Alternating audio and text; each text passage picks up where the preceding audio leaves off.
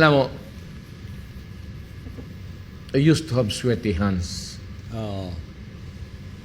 Maski noong maliit pa ako, mahiya na talaga ako kasi maglamano. And yet, I ventured into politics knowing that I have this... so every time na mag-shake hands ako, nung mayor ako, siyempre basa talaga ang kamay ko. Ginaganong ko muna sa pantalon, tapos sinasabi ko, basa ang kamay ko, I have sweaty hands. So, dong tayo yung pastor sa Amerika, si asawa ko si Anilet. Doon siya sa Cedar Sinai, si hospital dyan sa lapit sa Hollywood. Nurse kasi ito si Anilet. There's a certain doctor, a famous neurosurgeon, Martin Cooper. He was the one who operated on Elizabeth Taylor nung nagkaroon siya ng aneurysm. Nag-block dito yung ano. Sabi niya na yun lang yung kaway ko. Palaging basa. So, nung mayor ako, mahiya talaga ako na ano. Nung tatrabaho kasi siya sa nurse. So, para malaman lang totoo ng tao. Hindi naman masama yun. Sabi niya, meron dito na si Martin Cooper nga, neurosurgeon. May putulin lang siya dyan sa, but it's a very delicate operation. It's a single nerve na putulin niya na yung sweating maghinto.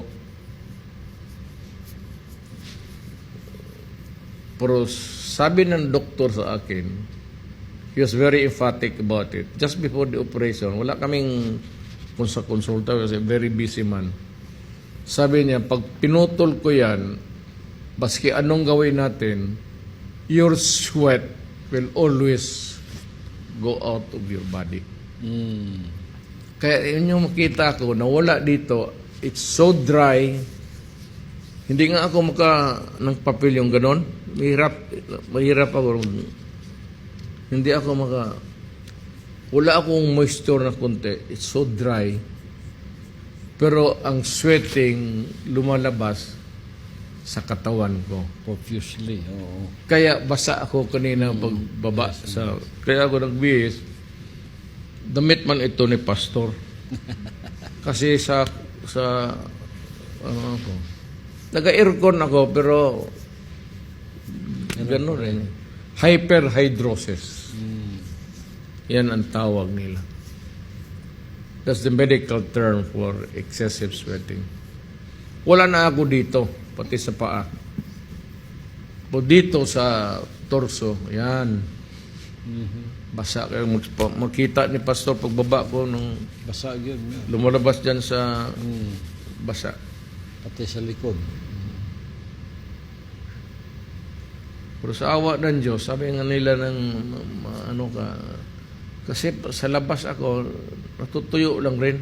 Lalo na nung kakampanya ako. Wala na akong time mag-business. Sabi man, pneumonia ka. Sa awa ng Diyos naman, natapos na lang yung kampanya sa buhay ko, okay pa naman ako. At least, not induced by, an ailment not induced by the excessive sweating sa katawan. Pag maglaro kami ng golf ni pastor, yung likod ko, pare akong dito, parang nag-ihi ako sa pantalon. Pati dito, magbasa na talaga. Tulo talaga. Kung dito naman, hindi ako nagyabang. Hindi ako magsabi na mag-top ako. Far from it, actually. Ordinaryo lang ako na estudyante. But I could have done better. Sinabi ko sa nanay ko. Kasi yung panyo lang ang ginagamit ko na ano. May mga sweaty hands, di ba? Pag exam. So nagbablat-blat yung mga ano ko, yun ang problema. Sa sweat yun, Mayor. Sa pawis. Oh, especially, sabi nila, Sa kamay. neuro kayo under stress ka. Kaya ang mga babae minsan nervous, sabi, lumamig yung kamay kasi natakot o at saka yung it's the dilation of the sweat. Ang kaming may Berger's disease is usually ang blood vessels natin ganun. They're the pumping of the heart.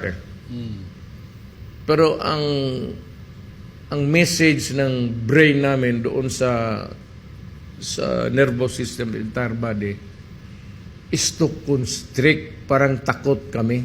Hindi naman kami takot kasi wala namang, pero nakaganon yan.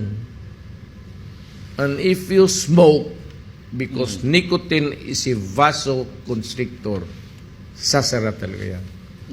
So there are two ways of losing your isang paa o dalawang paa mo. Sinasabi ko lang sa mga nagsisigarilyo kasi dumaan ako. Parang diabetes yan. Same. Pareho ang rason. There is not much circulation sa narrowing of the blood vessels.